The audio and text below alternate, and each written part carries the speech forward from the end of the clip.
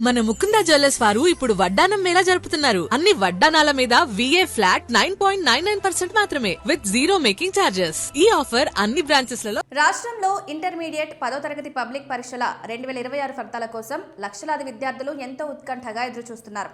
Inter పరీక్షల సమాధాన పత్రాల మూల్యాంకనం ముగింపు దశకు చేరుకుంది. ఏప్రిల్ 9వ తేదీతో రాష్ట్ర వ్యాప్తంగా అన్ని కేంద్రాల్లో మూల్యాంకనం ప్రక్రియ ముగియనుంది. తర్వాత ఫలితాల విడుదల ప్రక్రియకు మరో 5 నుంచి 6 రోజుల సమయం పడుతుంది. దీంతో ఫలితాలను ఈ నెల 3వ వారంలో అంటే ఏప్రిల్ 15వ తేదీ తర్వాత విడుదల చేసేందుకు ఇంటర్మీడియట్ విద్యా మండలి కసరత్తు చేస్తోంది. మరోవైపు తెలంగాణలోనూ ఇంటర్ ఫలితాలు ఏప్రిల్ 3వ వారంలోనే వెలువడే అవకాశం ఉన్నట్లు ఇంటర్ బోర్డు వర్గాలు తెలిపాయి.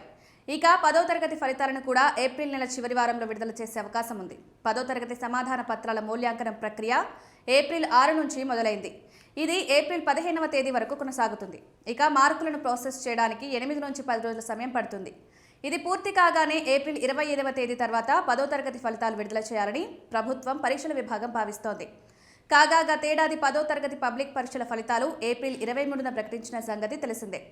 ఈ ఏడాది మార్చి 16న ప్రారంభమైన 10వ తరగతి పరీక్షలు ఏప్రిల్ 2న ఇంగ్లీష్ పేపర్తో ముగిశాయి.